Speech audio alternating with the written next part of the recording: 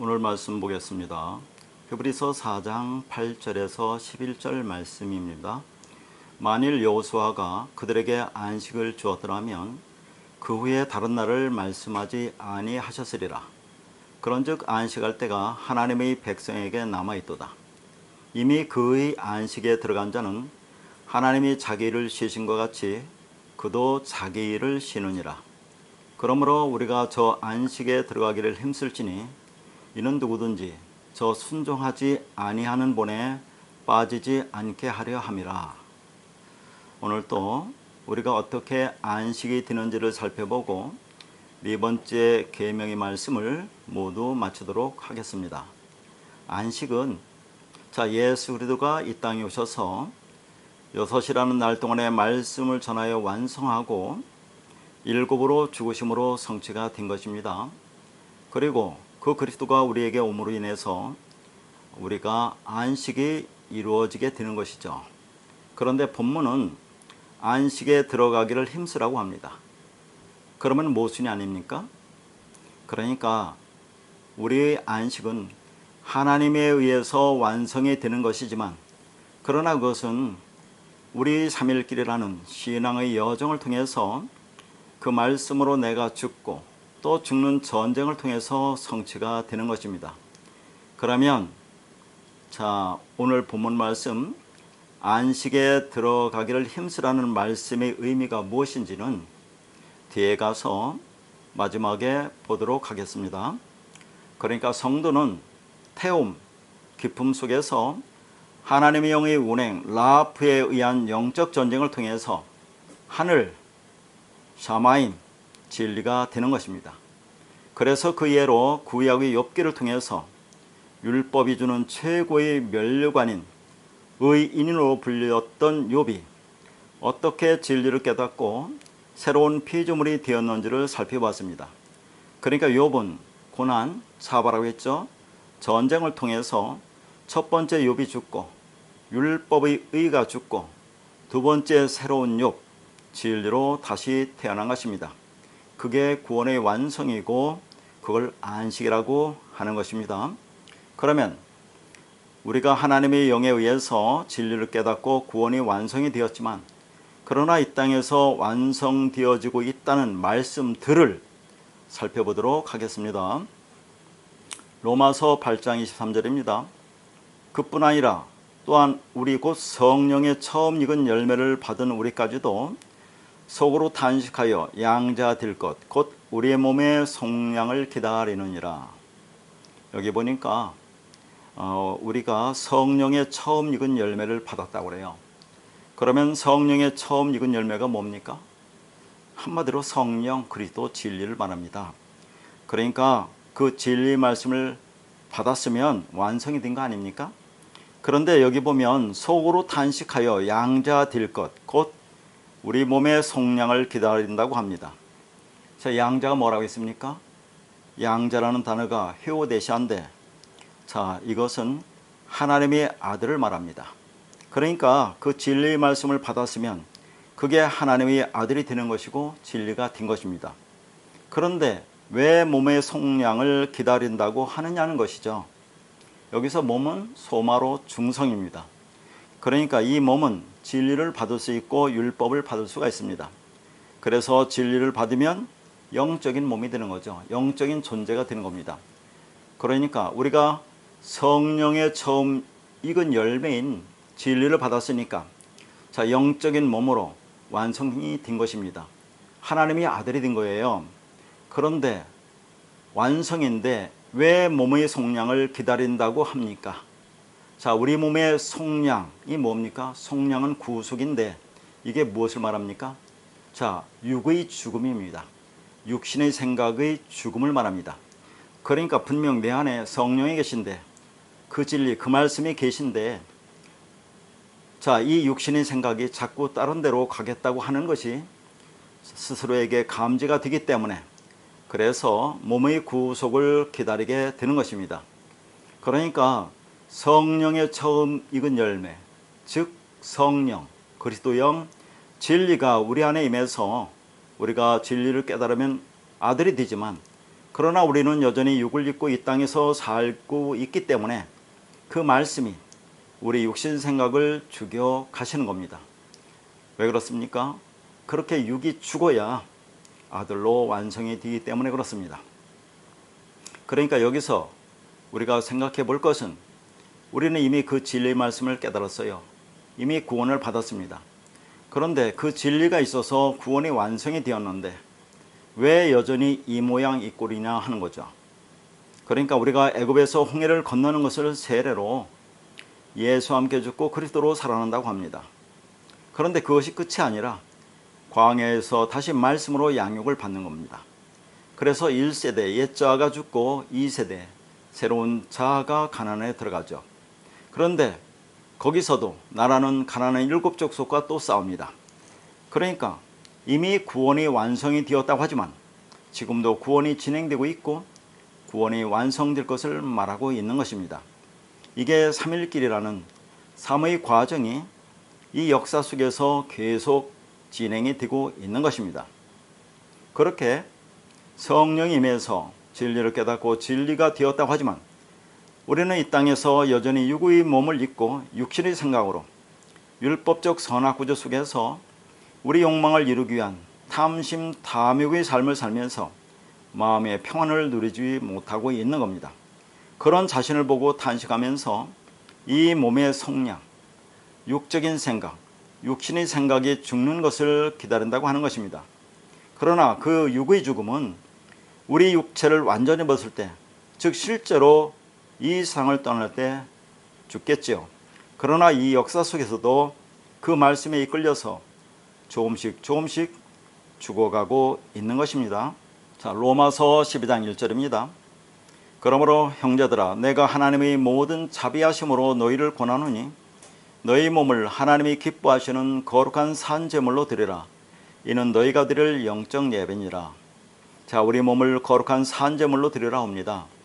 어떻게 하는 것이 거룩한 산제물이 됩니까? 예배 드리기 전에 목욕 재개하고 나의 몸을 깨끗하게 정결하게 하면 그게 거룩한 산제물이 됩니까? 그런데 이것을 영적 예배라고 해요. 자, 성경의 말씀은 성경 전후의 문맥을 잘 이해해야 합니다.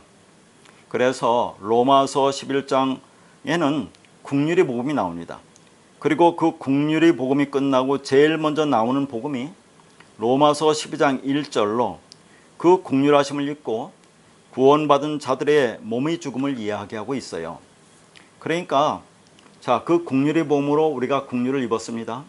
하나님의 은혜를 입고 진리가 되었어요. 하나님의 사랑을 받고 하나님의 사랑이 되었어요. 그러면 우리 몸이 소말하고 있죠? 이게 중성입니다. 자, 우리 몸이 진리를 담았기 때문에 그게 거룩한 산 존재라고 하는 거예요. 다시 말해서 내가 진리를 깨닫고 진리가 되면 그걸 거룩한 산 존재라고 하는 것입니다. 자, 여기서 거룩이라고 하는 것은 하기오스라는 단어로 깨끗한 말을 가진 자를 가리키는 거죠. 그런데 왜 거룩한 산 제물을 드리라고 하느냐는 거죠. 그러니까 우리가 하나님의 국률하심을 입었어요. 하나님의 사랑을 받았습니다. 그러면 우리가 자, 진리를 깨닫고 진리가 된 거예요. 내 안에 진리가 있는 겁니다. 그러면 그게 거룩한 존재가 되는 거죠. 깨끗한 말을 가진 자가 되는 겁니다. 그런데 왜 제물로 드리라고 하느냐는 얘기죠. 거룩한 산 제물을 드리라고 하느냐 하는 겁니다. 여기서 드리라는 단어가 파라와 히스템의 합성어거든요. 파라라는 것은 함께, 곁에라는 뜻이고 히스테미는 뭐라고 했습니까? 진리로 똑바로 서다라고 했어요. 근데 이 히스테미에서 스타우로스라는 언약의 계동이 왔습니다. 그러면 자, 이게 무슨 뜻입니까? 함께 언약의 기둥에서 죽어야 한다는 거죠.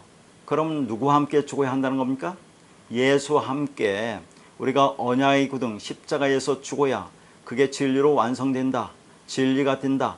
아들이 된다는 그 말이에요. 그러니까 자, 한번 생각해 보자는 얘기죠.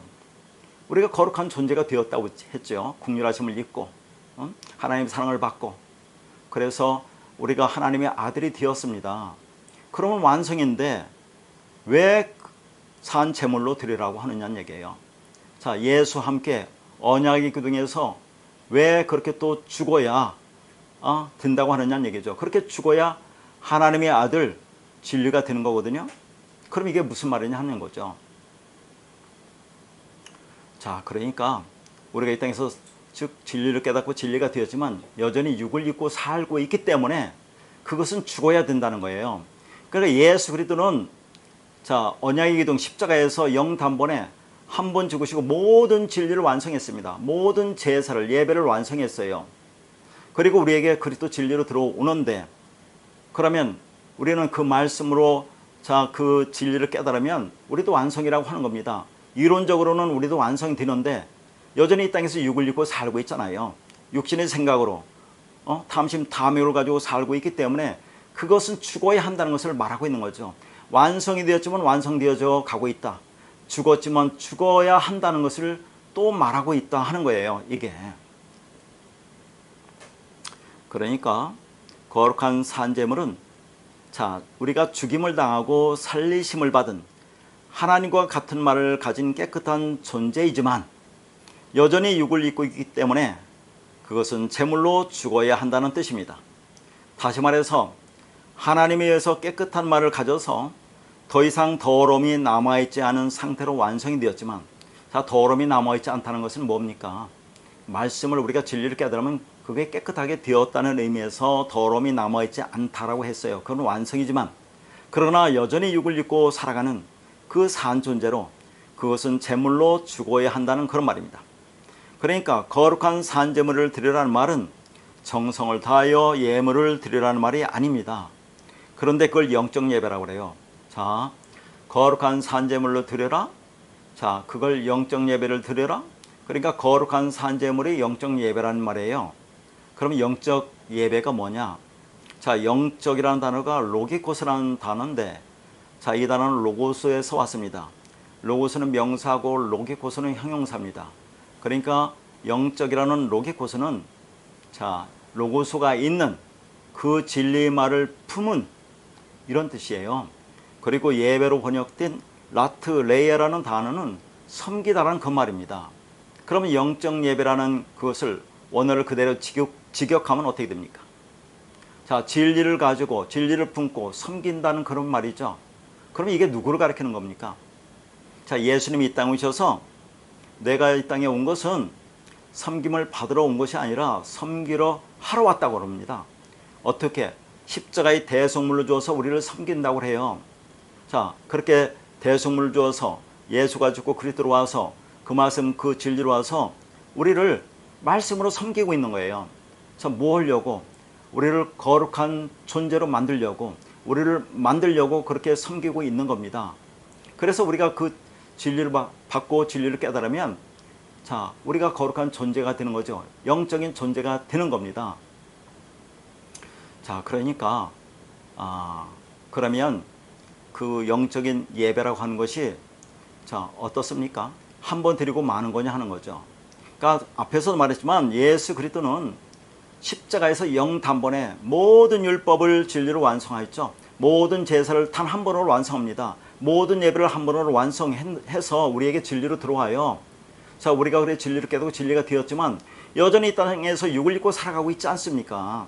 그러니까 우리는 늘 이렇게 말씀으로 자, 그분의 말씀을 받아 섬기면서 그 말씀으로 내가 누구인지를 깨닫고 또 죽어가고 있는 거죠. 죽었지만 죽어가야 한다는 거죠. 완성이 되었지만 완성이 되어져 가야 한다는 겁니다. 그러니까 그 영적 예배는 우리는 한 번 드리고 끝나는 게 아니라 이 역사 속에서 계속 그렇게 그 말씀으로 내가 죽어가고 있어야 한다는 거죠. 죽어야 한다는 그런 말입니다. 그러니까 영적 예배라고 하는 것은 그 진리를 가지고 섬김을 받고 섬기는 자들의 자기 부인의 십자가 삶을 말하는 거예요. 그래서 우리가 그 섬김을 받아서 진리가 되었으면 또 우리가 다른 사람을 그 말씀으로 섬기면 그를 아들로 만들어내는 거 아닙니까? 그러니까 그걸 영적 예배라고 하는 거죠. 그러니까 다시 말해서 그분은 영단번에 완성했지만 우리는 이 역사 속에서 그 말씀으로 계속 섬김을 받으면서 그렇게 자, 완성 길로 가고 있어야 한다는 그 말입니다.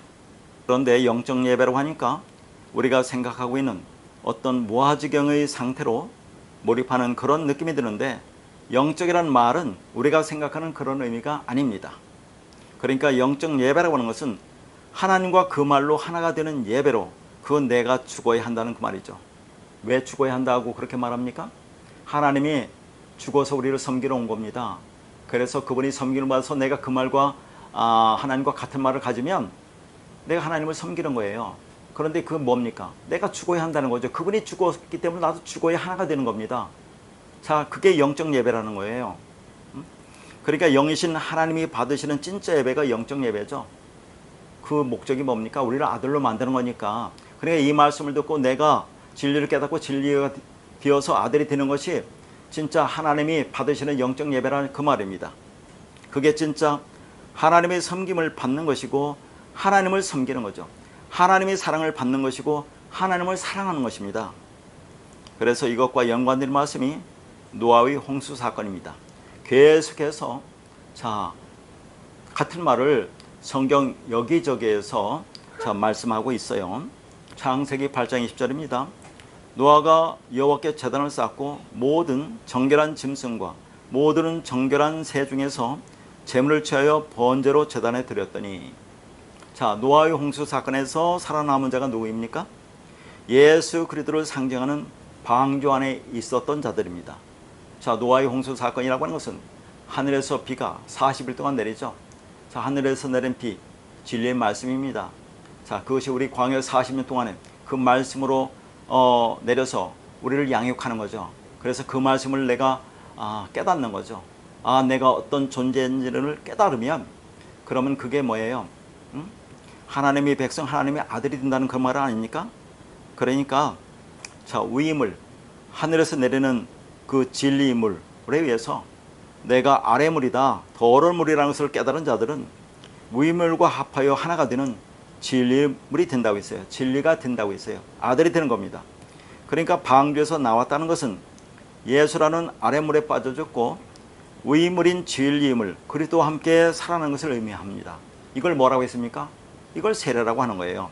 그러니까 노아의 방주에서 나왔다는 것은 구원의 완성입니다. 그런데 그렇게 나와서 그들이 무엇을 합니까? 지금 여기 보니까 제단을 쌓고 정결한 새와 짐승으로 제물을 드린다고 그래요. 자, 방주에 나왔다는 것은 뭐예요? 내가 정결한 자가 된 겁니다. 여기서 정결하다는 단어가 히브리어로 타호르입니다. 이게 헬라어로 하게우스예요. 자, 내가 깨끗한 존재가 되었어요. 내가 거룩한 존재가 되었습니다. 그런데 그리스도로 완성된 거 아닙니까? 그런데 왜 정결한 새와 짐승으로 제단에서 번제로 드린다고 하느냐 그 말이에요. 자, 그러니까 거듭 얘기지만 정결하게 되면 내가 완성된 거예요. 아들이 된 거예요. 근데 왜 그렇게 정결한 새와 짐승으로 또 제단에서 제물로 드린다고 하느냐는 얘기죠.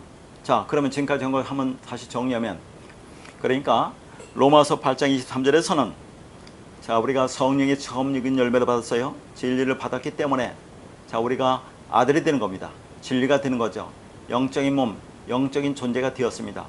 그런데 왜 몸의 속량을 기다린다고 하느냐는 얘기죠. 그러면 로마서 12장 1절에서는 몸이 진리를 담았죠. 담았지만 여전히 육신의 생각으로 살아가기 때문에 죽어야 하죠. 그래서 그것을 거룩한 존재이지만 거룩한 산제물로 드리라고 하는 것이고, 여기서는 하나님의 은혜로 방주에서 나온, 그래서 진리를 깨닫고 구원을 받은, 그래서 정결한 자가 됐지만, 깨끗한 자가 됐지만, 우리는 여전히 육을 입고 살아가죠. 그러니까 여기서 짐승과 새라는 것은 율법적 존재를 가리키는 겁니다.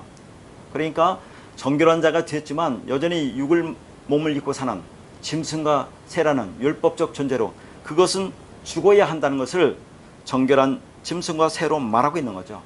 그러니까 내 몸이 말씀을 받아서 진리가 되었지만, 그러나 그것은 제물로 드려져야 하기 때문에 로마서 8장 23절에서는 몸의 속량을 기다린다고 하는 것이고, 로마서 12장 1절에서는 그게 거룩한 산제물이라고 하는 것이고, 창세기 8장 20절에서는 정결한 짐승과 정결한 새로 제단에서 제물로 드린다고 하는 것입니다.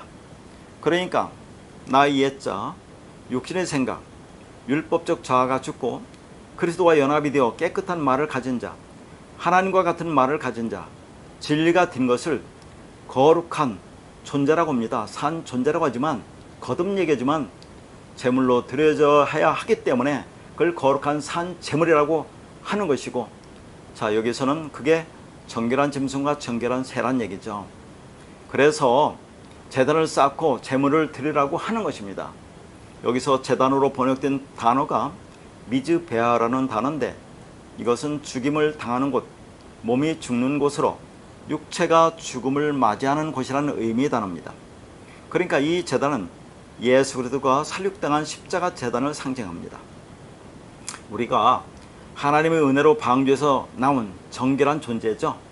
깨끗한 존재, 거룩한 존재이지만 여전히 육의 몸을 입고 있는 짐승과 새의 율법적 상태로 그것은 죽어야 한다는 것을 말하고 있는 겁니다.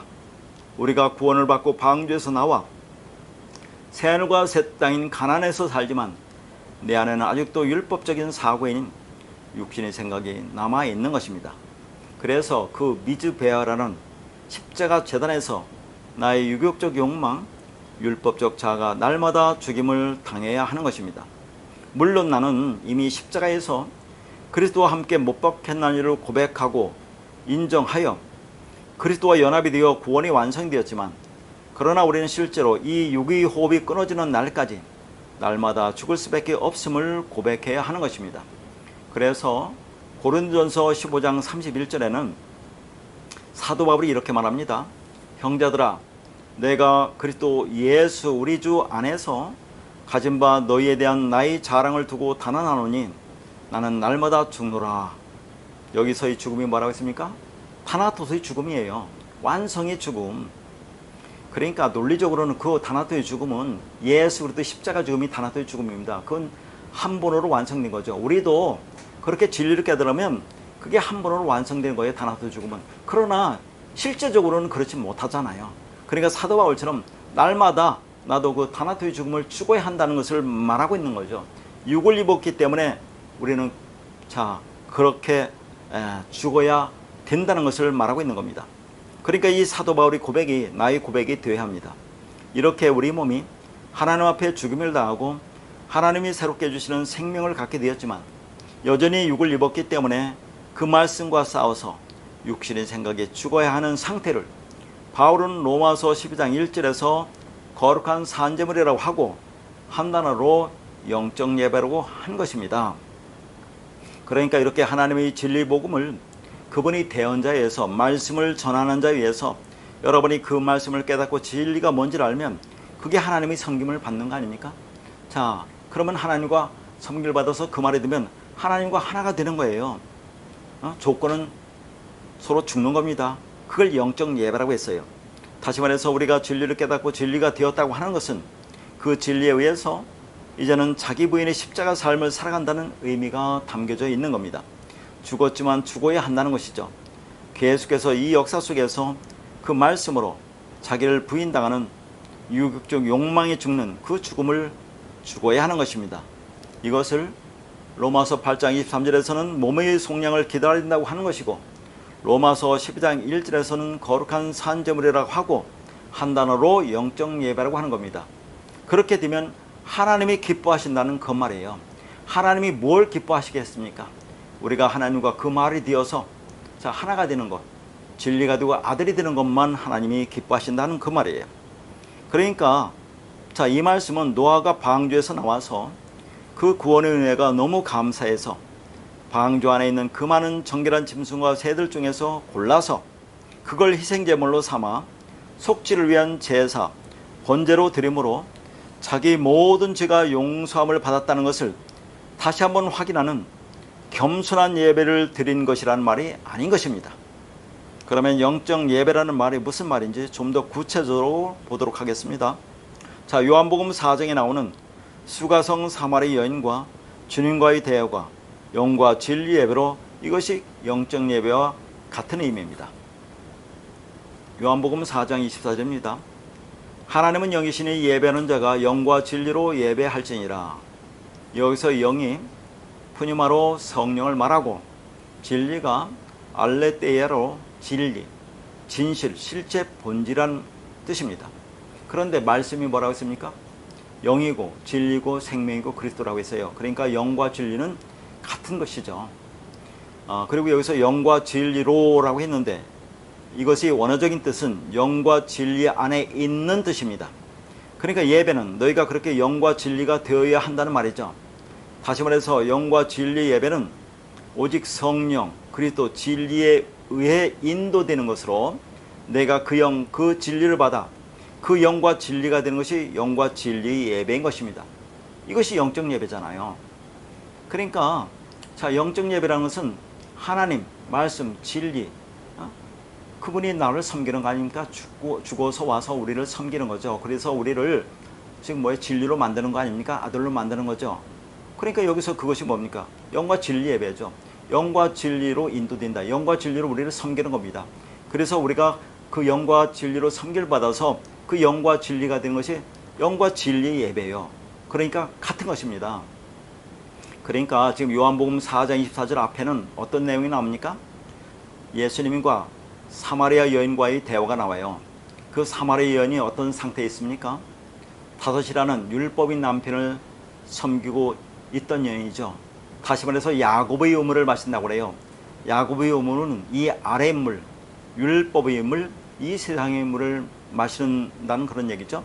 그런 자를 예수 그리스도가 오셔서 영원히 목마르지 않는 샘물, 무이물, 진리물을 건네주심으로 그 여자를 그리스도가 되게 하는, 자, 왜냐면 예수님을 나중에 그리스도로 고백하지 않습니까? 그렇게 되는 것이 영과 진리 예배다, 그런 얘기죠. 그러니까 영과 진리 예배, 영적 예배라는 것은 자, 우리가 어떤 게 모임을 가지고 그렇게 하는 것도 중요하죠. 그게 원래는 그런 형태로 자, 이렇게 만나서 예배를 드려야 하지만 자, 말씀으로 하나님의 말씀을 이렇게 받아서 내가 그 말씀이 무엇인지 깨닫고 자, 내가 죽어야 한다는 걸 알고 그렇게 완성되어지는 그 모든 것이 예배라 그 말입니다. 그게 영과 진리 예배죠. 영과 진리가 되는 거, 하나님의 말씀 받아서 내가 영과 진리가 되는 거죠. 영과 진리가 되려면, 그분과 하나가 되려면 그분이 죽어서 왔기 때문에 나도 죽어야 된다는 그 말입니다. 그럼 그 영적 예배죠. 그분은 영 단번에 드렸지만 우리는 이 역사 속에서 매일매일 그 말씀으로 듣고 내가 그 말씀이 되는 그런 예배를 가져야 한다는 거죠. 그게 영과 진리 예배고 영적인 예배입니다. 근데 자, 여기서 영과 진리 예배에서 예배라는 단어가 프로스큐네오라고 있어요. 이건 입맞추다라는 뜻입니다. 그러면 영적 예배에서 예배가 뭐라 했습니까? 라트레이아라고 했어요. 자, 그런데 이것이 어떤 뜻이라고 했어요? 섬긴다는 그 말이에요. 그러면 섬긴다는 것과 입을 맞춘다는 것은 같은 의미입니다. 자, 예수님이, 하나님이 그 진리로 우리를 섬기는 거 아닙니까? 그러면 그 성경을 받아서 내가 진리가 되는 거, 그러면 그게 하나님의 사랑을 받는 거죠.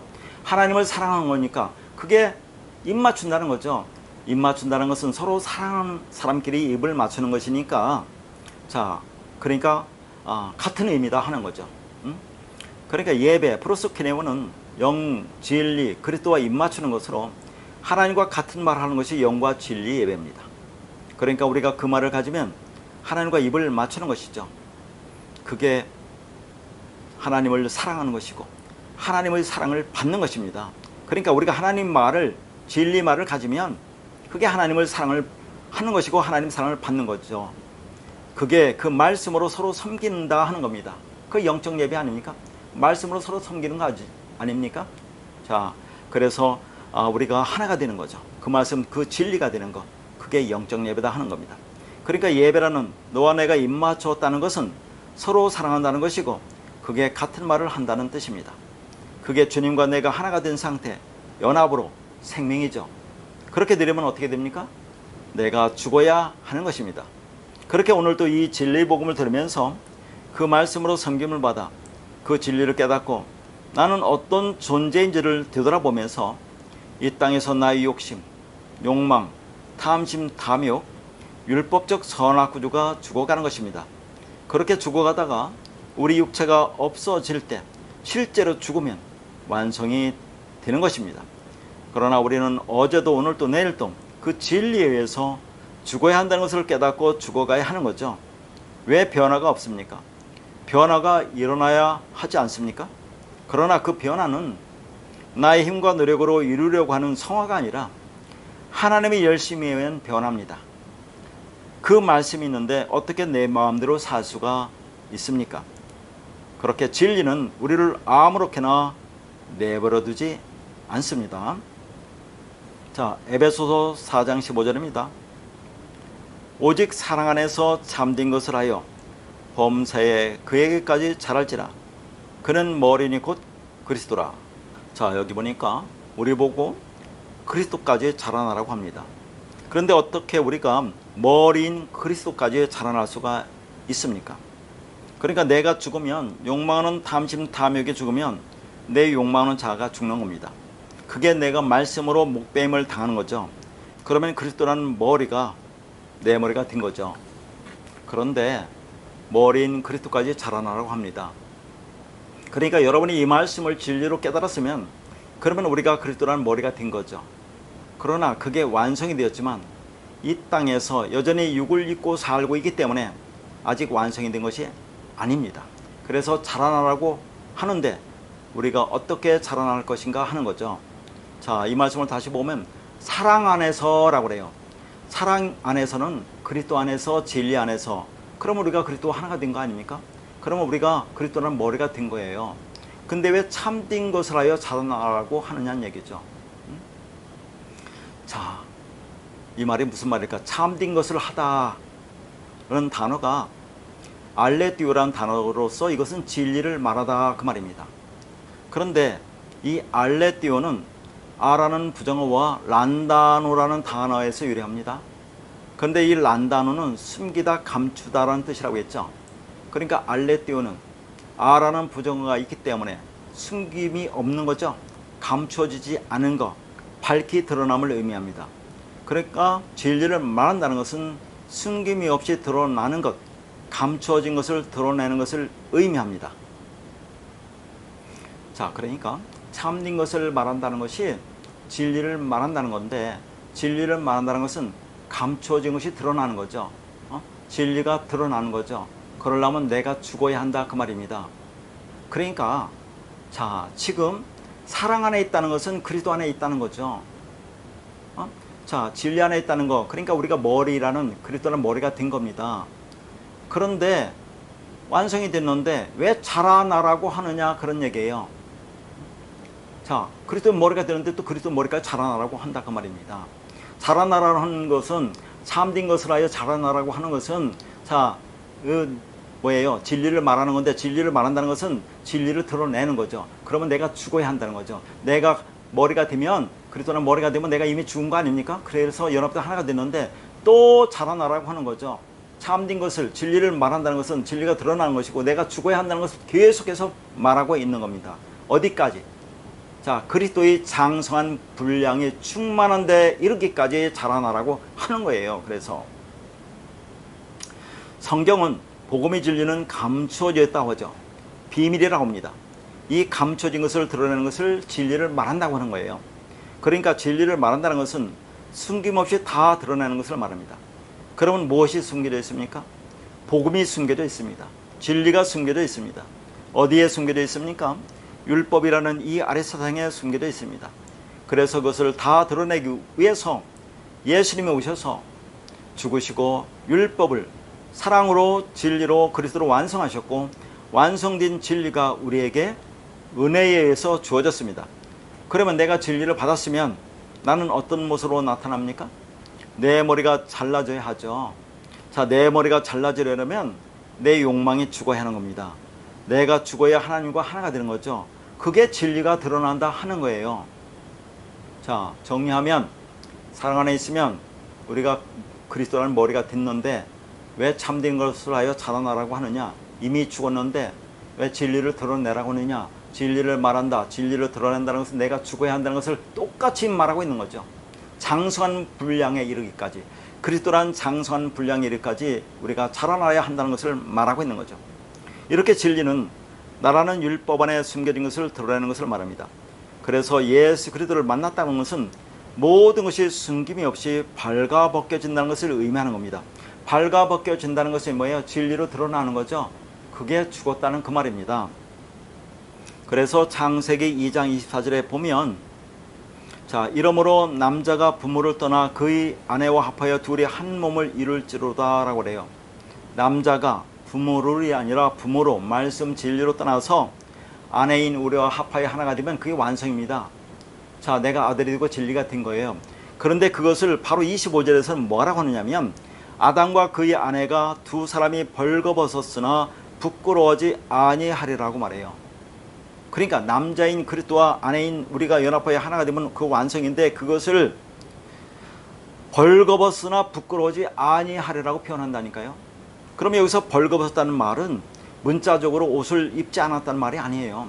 아니 성경이 그렇게 유치한 말을 쓰겠습니까? 그러면 남편인 그리스도와 아내인 교회 사이에 부끄러움이 없으려면 무엇을 벗어야 된다는 그 말이에요. 무엇을 벗으면 부끄러움이 없습니까? 자, 말씀을 보기 전에 내 육의 몸을 벗어야 된다는 거죠. 육신의 생각이 죽어야 된다는 거죠. 그래서 육신의 생각이 죽기를 우리 몸의 속량을 기다린다고 하는 거 아닙니까? 거룩한 산제물로 드리라고 하는 거죠. 그래서 우리가 영적 예배를 드리는 겁니다. 육의 몸을 벗기 위해서, 육신의 생각이 죽기 위해서. 자, 그래서 골로새서 2장 11절을 보면 또 그 안에서 너희가 손으로 하지 아니한 할례를 받았으니 곧 육의 몸을 벗는 것이요 그리스도의 할례니라. 손으로 하지 아니한 할례가 뭡니까? 자, 손으로 한 할례는 이스라엘 백성이 태어난 지 8일 만에 자, 생식기 표피를 잘라내는 것을 말합니다. 그 껍데기를 잘라내는 거죠. 그건 뭘 상징합니까? 우리 안에 있는 자, 질긴 율법적 본성을 잘라내는 것을 말해요.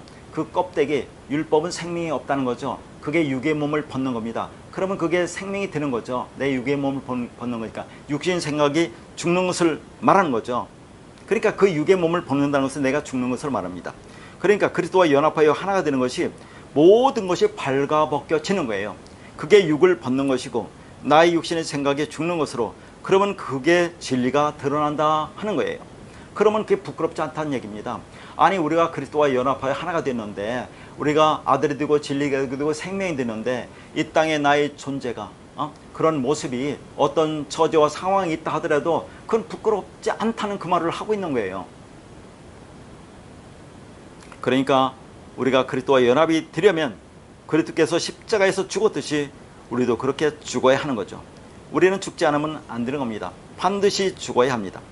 성경은 계속 그 말씀을 하시는데 인간은 알아듣지 못하니까 성경이 듣고지는 겁니다. 그게 삼일길이에요. 자, 그래서 여기서 벌거벗었다는 의미를 할례로 표현합니다. 그럼 할례와 같은 게 뭐예요? 세례죠. 세례도 내 육신 생각이 벗는 겁니다. 육신 생각이 죽으면 진리로 드러나는 거죠. 진리가 된다 하는 거예요. 그러면 우리가 어떻게 진리를 드러낼 것인가 하는 거죠. 그것은 내가 하는 것이 아니라 그 말씀이 나를 죽음으로 이끌고 가는 것입니다. 그래서 나의 육신 생각이 죽으면 그걸 부활이라고 있죠. 부활이라는 아나스타시스는 이 진리를 깨닫고 진리로 똑바로 서는 것을 부활이라고 했어요. 그러니까 우리 구원은 이 땅에서 이루고 가는 것입니다. 여러분이 이 땅에서 이 말씀을 듣고 진리를 깨닫는 것이 부활이라고 했잖아요. 그러니까 그것을 깨닫는 것이 부활이니까 자, 우리 구원은 이 땅에서 이루고 간다 그런 얘기예요. 죽어서 천국 가는 것이 아니라 이 땅에서 하나님 나라를 맛본 사람이 그 진리를 깨달은 사람이 들어가는 나라가 하나님 나라 천국입니다. 그러면 생각해 볼 것은 자, 누가복음 24장에 보면 예수님이 죽으시고 부활하셔서 뭐라고 합니까? 영은 살과 뼈가 없지만 나는 살과 뼈가 있다고 말해요. 아니 예수님은 죽고 부활하셨는데 문제는 왜 살과 뼈가 있는 채로 부활했느냐는 거죠. 살과 뼈가 있는 것은 영이 아니라는 겁니다. 그러면 이것은 무엇을 의미하는 겁니까? 무엇을 말하려고 하느냐 그 말이에요. 그러니까 자, 우리가 진리를 깨달았습니다. 그러면 부활이라고 있죠. 그러면 여러분이 육체가 죽어서 하늘나라에 올라갔습니까? 아니죠. 여전히 이 땅에서 육을 입고 살고 있잖아요. 그걸 설명하는 겁니다. 그리고 예수님이 부활하시고 며칠 동안 있었습니까? 40일 있었어요. 예수님이 40일 동안 이 땅에 있으면서 하나님 나라의 일을 말씀하셨다고 합니다. 그러니까 한번 생각해 보세요. 다시 한번. 예수님이 죽고 부활했는데 왜 살과 뼈가 있는 채로 부활했느냐는 얘기죠. 그리고 왜 40일 동안 이 땅에 머물면서 하나님 나라의 일을 말씀하셨다고 그렇게 성경에 말하고 있느냐 하는 겁니다. 자, 여러분이 진리를 깨달으면 그 부활이라고 하잖아요. 근데 여러분이 하늘나라 갔습니까? 여전히 이 땅에서 육을 입고 살고 있잖아요. 그걸 설명하는 겁니다.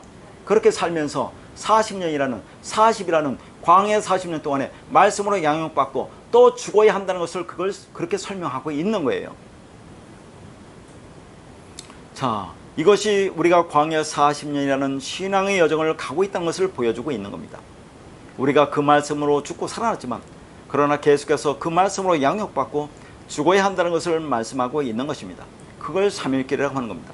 그러니까 이러한 3이라는 신앙의 여정 동안에 우리 안에서 일어나는 전쟁을 통해서 하나 진리를 깨달으면 그게 사가 되는 거죠. 사가 뭐라고 있으면 니모 반듯한 정사각형 거룩한 성새 예루살렘인 성전이 되는 거죠. 그러니까 3을 통해서 하나를 깨달으면 사가 되죠. 그러면 그게 뭡니까? 7로 안식이다 하는 겁니다. 자, 누가복음 11장 5절입니다. 또 이르시되 너희 중에 누가 벗이 있는데 밤중에 그에게 가서 말하기를 벗이여 떡 3덩이를 내게 구워달라. 자, 여기서 우리 눈에 들어오는 단어가 밤이라는 단어와 떡 3덩입니다. 자, 밤에 떠나는 거예요. 밤은 어둠이죠. 율법의 상태. 우리가 율법의 상태에서 자, 그 진리를 찾아 떠나는 3일길을 말하고 있는 거죠. 그 3일길 동안에 떡 3덩이, 떡 3덩이라고 하는 것은 그냥 이것은 단순히 3덩이 떡이라는 말이 아니라 3위 떡, 완성의 떡, 진리 떡, 진리 말씀이라는 얘기예요. 그러니까 어둠, 밤, 율법적 존재로 자, 순례길을 가는 겁니다. 그 진리를 찾아가는 거죠. 그래서 3위 떡, 완성의 떡을 먹고 내가 하나 진리를 깨달으면 그게 사가 되는 거예요. 따라서 진리 완성을 해서 3이라는 순례길에서 그 진리를 깨닫고 하나 진리가 되면 그게 삽니다. 그래서 그 완성을 해서 예수님이 땅인 우리 안으로 3으로 들어오신 거죠. 이 3위 기간이 모든 율법이 진리로 완성되는 은혜의 시간이라고 했죠. 다시 말해서 우리가 예수와 함께 죽고 3으로 땅에 묻혔다가 살아나면 그러면 내가 이 땅에서 사가 되는 거죠. 그러니까 율법 안에서 무덤 속에서 물고기 뱃속에서 자 3으로 우리가 죽는 거죠. 모든 율법이 진리로 완성되면 자 그러면 그게 뭡니까? 사가 되는 거죠. 하나 진리 3으로 통해서 진리를 깨달으면 그게 하나 진리가 되면 그게 사가 되는 거죠. 그러면 생명이 된다는 그런 말입니다. 그러면 자 물고기 뱃속에서 3일 동안 있다가 살아난 자가 누굽니까? 요나죠. 요나는 예수 그리스도의 모형입니다. 자 3일 있다가 살아나니까 4로 완성된 요나예요. 그런데 요나가 자 뭘 합니까?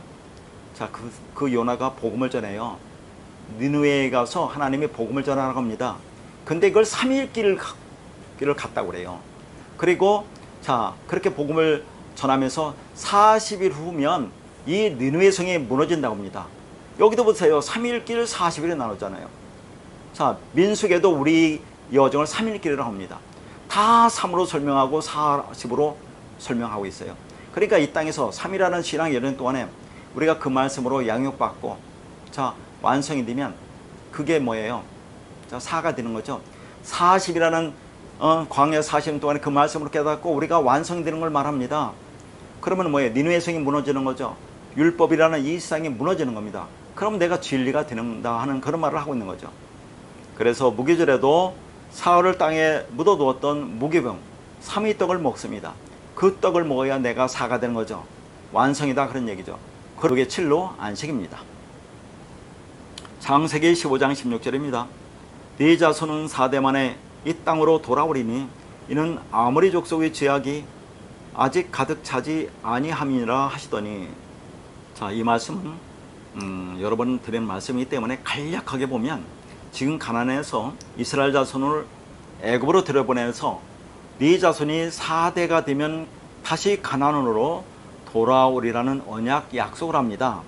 근데 이게 4대가 아니라 뭐라고 했어요? 넷의 자손이라고 했어요. 다시 말해서 4가 되면 애굽에서 나오게 하시겠다는 말이거든요. 여기서 4라는 단어가 원어는 이게 네모, 넷도 있지만 네모란 얘기죠. 자, 네모지다, 네모 반듯하다라는 단어에서 왔습니다. 그러니까 4가 네모 반듯하다는 것을 뭘 말합니까? 정사각인 성전을 말해요. 그러니까 너희가 그렇게 성전이 돼야 자 출애굽 하도록 하겠다, 애굽에서 이끌어내겠다 하는 말은 아닙니까? 그러면 우리를 성전이라고 그래요. 그러면 우리가 성전이라고 하는 것은 나라고 하는 성전이 무슨 모양이 있습니까? 모양은 없지만 그것을 네모가 반듯한 땅의 숫자 4로 설명하죠. 땅은 전부 다 4라고 있어요. 자, 그래서 그렇게 설명하고 있다는 것은 땅적인 존재인 내가 삼일길이라는 이 세상의 신앙의 여정 동안 하나 진리를 깨닫고 진리로 완성되어지는 그런 모습을 말하고 있어요. 땅의 숫자가 4라고 하는 것이 뭡니까? 동서남북 추나추동 상하좌우 그런 얘기를 하는 거죠. 그래서 우리를 땅의 숫자 4로 설명하고 있는 겁니다. 자, 이렇게 삶을 가지고 그 언약 하나님을 설명한 거죠. 그걸 글로 문자로 쓴 것이 성경입니다. 이 성경이 우리 삼일길입니다. 이것을 이해하고 내가 마지막 사가 되어서 네모 반듯하게 완성이 되면, 성전이 되면 그걸 사랑이로 하는 거죠. 그래서 마태, 마가, 누가복음 3을 통해서 우리가 복음을 진리를 깨달으면 그게 요한복음 사랑이 된다고 했어요. 그렇게 우리가 삶의 과정이라는 우리 신앙 여정 동안에 죽고 살아나는 영적 전쟁으로 우리가 완전히 죽어야 완성이 되는 겁니다. 그게 4입니다. 그러니까 4로 시작되어 완성되는 숫자가 4로 시작되어서 완성 숫자가 얼마입니까? 10이죠. 그러면 40이라는 숫자가 공교롭게도 어떤 것이 완성되는 기간을 말해주고 있어요. 자, 모세가 40일간 시내산에 있었습니다. 이게 광야 40년을 상징해요. 노아의 홍수도 40일간 있었습니다. 예수님도 광야에서 40일간 마귀의 심을 받았어요.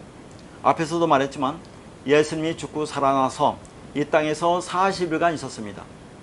자, 요나도 그 복음을 전하면서 40일 후면 그 니느웨 성이 무너진다고 했습니다. 그러니까 40이라는 것은 어떤 것이 완성되는 것을 말하고 있다 그 말이에요. 그러니까 예수가 이 땅에 오셔서 6일이라는 날 동안에 말씀을 전하고 완성하여 죽으면 그게 7로 안식이고, 그러면 그 다음날 8 그리스도로 부활하는 겁니다. 그렇게 우리가 6이라는 우리 일생 동안 3의 과정 속에서 40년이라는 광야 교회에서 그 말씀으로 양육받아 죽으면 그게 7로 안식이고, 그러면 그게 8로 부활하는 겁니다. 그러니까 하나님의 인간의 역사를 통해서 궁극적으로 행하시고자 하는 것은 짐승으로 율법적 존재로 살아가는 사람을 하나님의 아들로 진리로 만드는 것이라 할 수 있습니다. 그것을 6이라는 역사를 통해서 설명하시고 7이라는 안식으로 완성하시고 안식 후 첫날인 8로 구원받은 하나님의 백성이 아들로 이 역사를 살아가는 것으로 설명하십니다. 그게 3 아닙니까? 3으로 설명한다 그런 얘기예요. 그래서 예수님이 안식 후 첫날 8이 되는 날에 부활하셔서 모든 성도들이 열매가 되신 겁니다. 그러니까 6을 여자가 남자를 만나지 않고 자기 마음대로 하고 싶은 대로 살아가는 인생이라 하고, 그리고 여자가 남자를 만나서 결혼하는 것을 언약이라고 하죠. 그 7이라는 언약으로 설명합시다. 그래서 여자가 결혼해서 남자를 만나서 남자의 씨를 받으면 뭐가 나옵니까?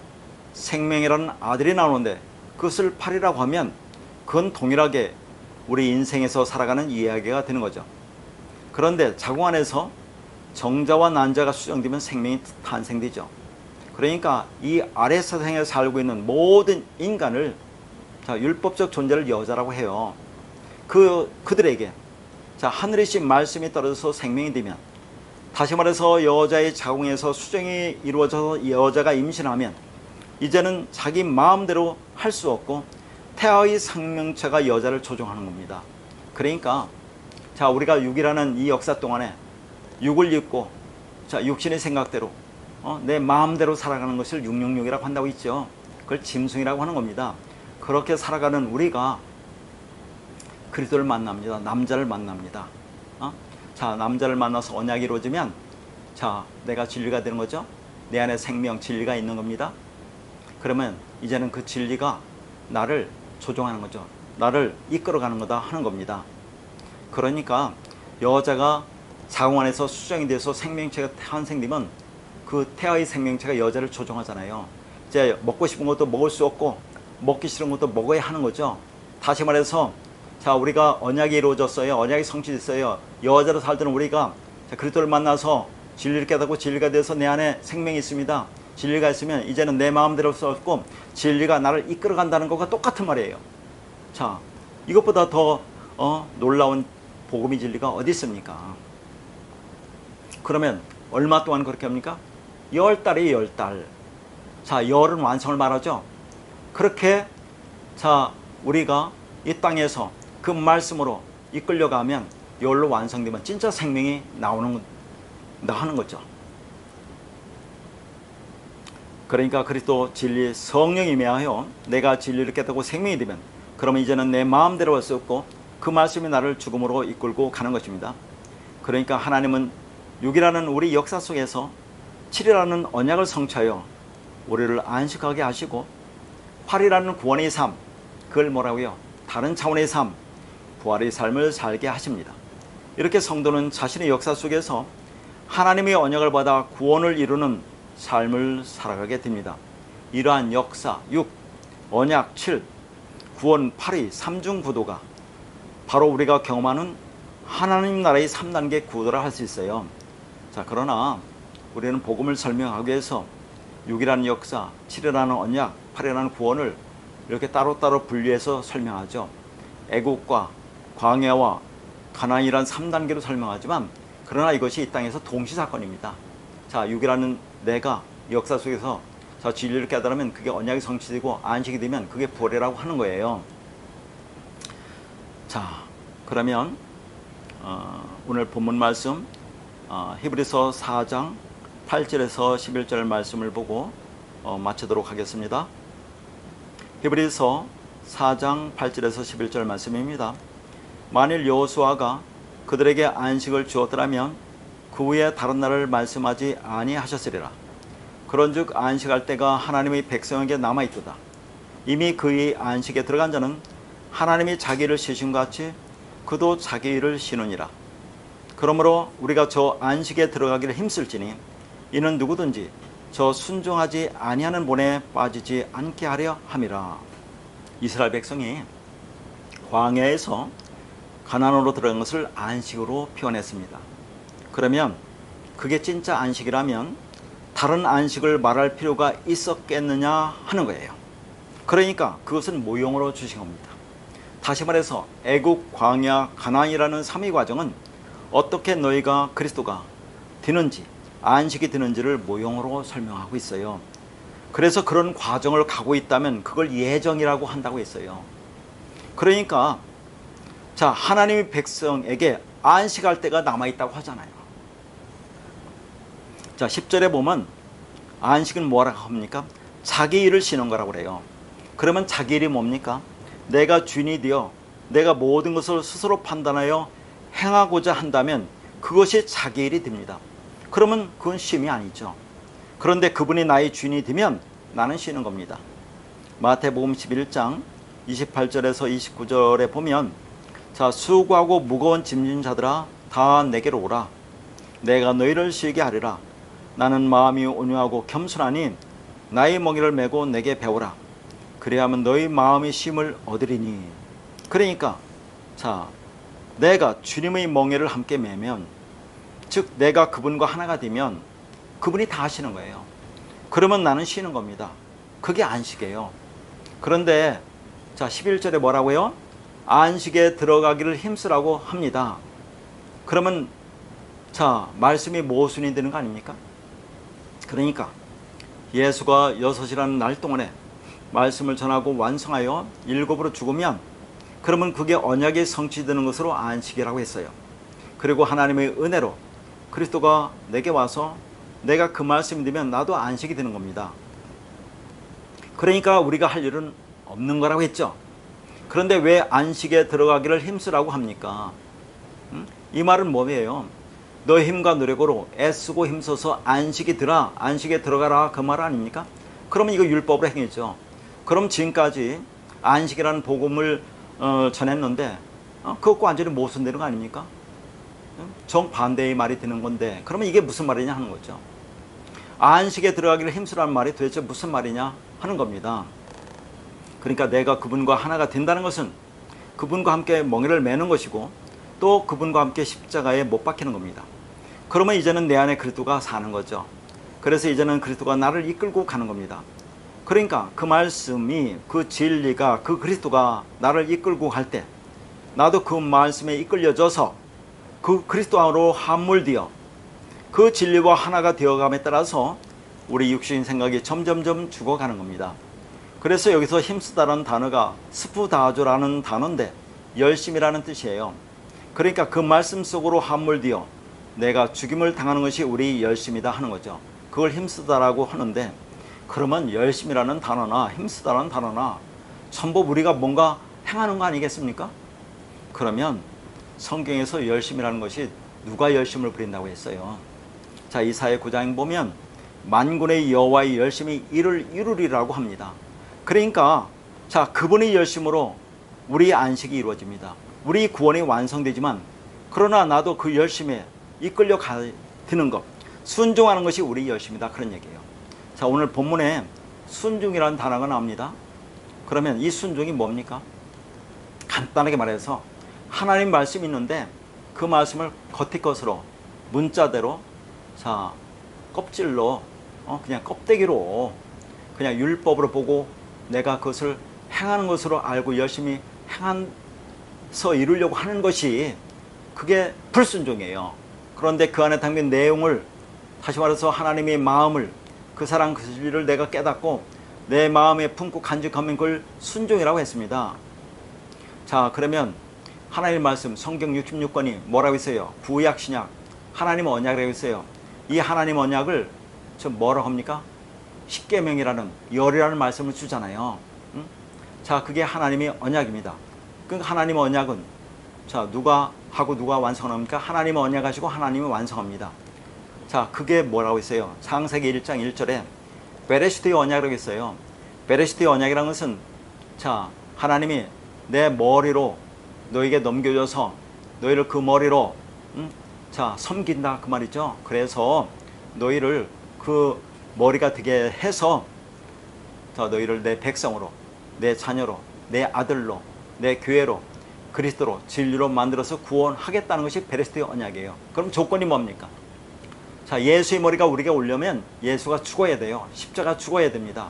자, 그렇게 와서 우리 안에 그 말씀으로 자, 머리가 나를 섬기는 거 아닙니까? 그래서 내 머리가 되려면 나도 그분과 연합되어 하나 되려면 나도 죽어야 한다는 것이 이 언약이에요. 그러니까 그렇게 하나님이 십자가 죽는 것이 그분의 열심이죠. 그래서 그분이 죽음에 의해서 나도 그 죽음으로 들어간 것이 우리 열심인데, 자, 우리가 어떻게 죽을 거냐 하는 것을 지난 시간에도 말씀드렸어요. 시편 73편 25절 보면 하늘에서는 주 위에 누가 내게 있으리요, 땅에서는 주밖에 내가 사모할 일이 없나이다 라고 했죠. 그러니까 하나님이 우리를 섬깁니다. 그 진리로. 그래서 내가 진리를 깨달으면 우리가 하늘이라고 하지 않았습니까? 그러면 하늘이 되었는데 이 땅에서 여전히 육을 입고 살잖아요. 그러니까 육신의 생각으로 살아가는 우리를 하나님이 그 말씀이 와서 우리가 영적 전쟁을 지금 하고 있는 거죠. 그러면 이 땅에서 우리는 뭐만 하라고 했습니까? 자, 땅에서는 주밖에 내가 사모할 리가 없다라고 고백하지 않습니까? 오직 주 그리스도 말씀만 사모하는 거죠. 그 말씀만 끊임없이 추구해서 그 말씀으로 들어가는 겁니다. 그럼 그 말씀으로 깊이 들어가면 내가 그 말씀과 연합해서 하나가 되는 거 아닙니까? 자, 하나님이 예수님 안에, 예수님이 하나님 안에, 우리가 예수님 안에, 예수님 우리 안에 다 하나가 된다는 거. 그러면 완성이 아닙니까? 그러면 그 안에 있으면 저 나라는 존재가 없어지는 거죠. 에녹이 하나님이 데려가심으로 존재, 이 땅에 없는 자로 산다. 이 땅이라는 건 없고 이 땅이라는 건 없고 그냥 없는 자로 살아간다고 얘기해요. 그럼 없는 자로 살아가는 거, 나의 욕망이 죽어간다는 그런 말을 하고 있는 거죠. 그러니까 그런 열심은, 자, 하나님 우리를 또 그렇게 만들려고 열심을 부리지만 우리가 그런 열심이 없다면 그건 하나님 택한 자가 아니란 얘기예요. 자, 에스겔서 36장에 자, 내가 언약을 이루겠지만 그래도 너희가 기도하여야 할지라고 말하죠. 주기도문에서 예수님 뭐라 합니까? 자, 너희가 이렇게 하도록 기도하라고 하지 않습니까? 자, 완성되었고 완성되고 완성될 것이다. 그걸 기도하라고 합니다. 구하라, 찾으라, 두드리라고 하잖아요. 그러면 성령의 말씀이 제가 내 안에 와서 나를 죽음으로 이끌고 가는 겁니다. 자, 그런 열심을 우리가 있어야 한다는 그런 말을 하고 있는 거예요. 그래서 로마서 8장 14절에 보면 무릇 하나님의 영으로 인도함을 받은 사람은 곧 하나님의 아들이라고 합니다. 하나님의 영, 그리스도 영, 진리 영으로 인도함을 받는다는 것이 이게 아고라는 단어인데 우리를 십자가로 끌고 가는 겁니다. 자, 우리를 말씀으로 섬긴다는 것은 말씀으로 우리를 십자가로 끌고 가서 우리를 죽여놓은 거예요. 그래야 우리가 하나가 되기 때문에, 그러면 우리가 하나님의 아들이 된다고 하잖아요, 분명히. 그게 하나님의 열심이고, 그 말씀이 이끌려가는 것이 우리 열심이라고 하는 거죠. 자, 고린도후서 11장 2절에는 내가 하나님의 열심으로 너희를 위해 열심을 내노니 내가 너희를 정결한 처녀로 한 남편인 그리스도께 드리려고 중매함이로다. 그러니까 사도 바울은 하나님의 말씀으로 섬기는 그 열심으로, 그래서 사도 바울이 빛을 받았잖아요. 진리가 되었죠. 그러면 이제 사도 바울이 그 말씀으로 우리를 섬기는 겁니다. 자, 그래서 우리를 정결한 처녀로 만든다고 하죠. 그래서 그리스도께로 중매한다고 합니다. 내가 정결한 처녀, 깨끗한 말을 가지면 그리스도와 연합돼 하나가 되니까, 자, 그러니까 그런 열심을 말하는 거죠. 그 열심이 하나님의 열심이고, 자, 그게 하나님의 섬김이고, 그래서 우리가 또 그 말씀으로 열심을 부리는 것이 우리 섬김이고, 그게 영적 예배라고 하지 않았습니까? 그러므로 열심은 우리를 그리스도로 완성하실 하나님의 그 열심을 말합니다. 하나님 나라를 완성하기 위해서 우리와 싸우시는 하나님의 그 열심을 말해요. 그게 뭐예요? 그 열심에 우리가 따라가는 것을, 그게 순종이라고 하지 않았습니까? 그래서 오늘 본문 11절에 순종하지 아니하는 본에 빠지지 않게 하려 한다고 그래요. 그러면 순종하지 아니하는 본에 빠지는 것이 뭐냐, 그런 얘기입니다. 자, 바로 앞에서 말했지만 출애굽기 20장에는 십계명을 줍니다. 열애라는 말씀을 주는데 그 말씀이 뭔지를 출애굽기 19장 5절과 6절에서 이렇게 말합니다.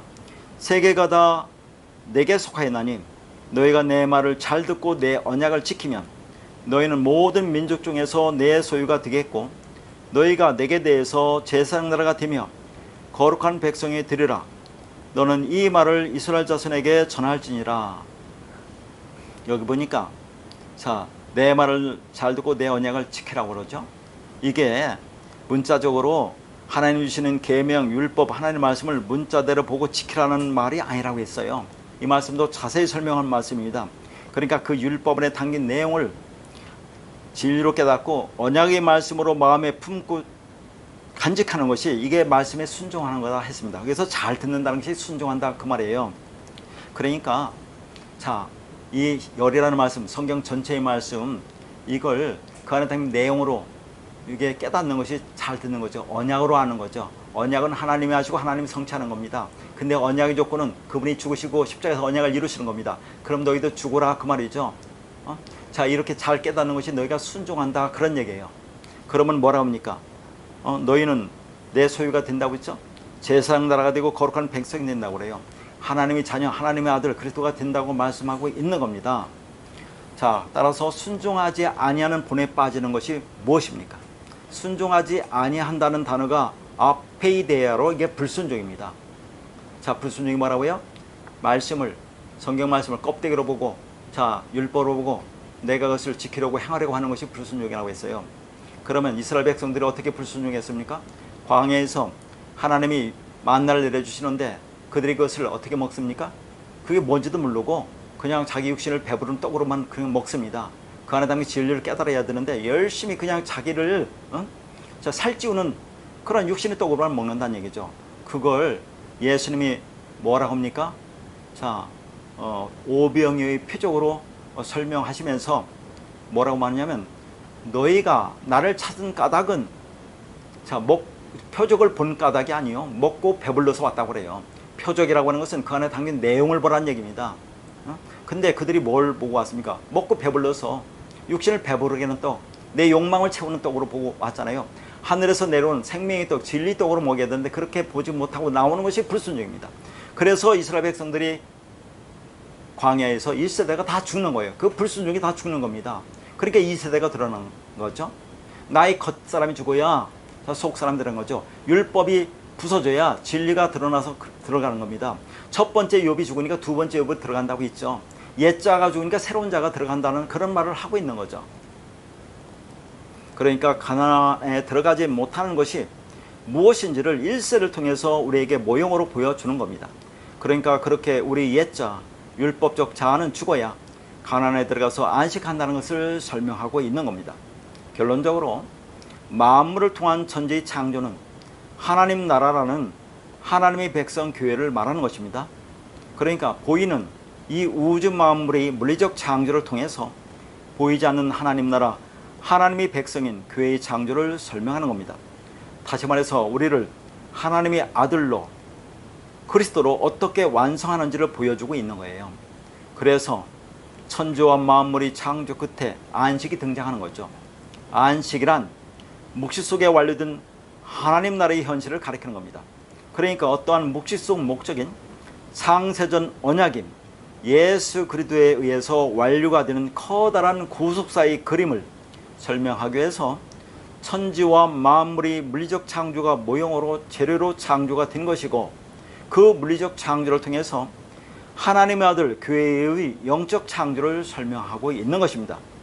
그렇게 하나님의 창세된 계획이 오직 예수 그리스도에 의해서 천지가 만물을 통해 완료된 그 영적 상태를 안식이라고 하는 겁니다.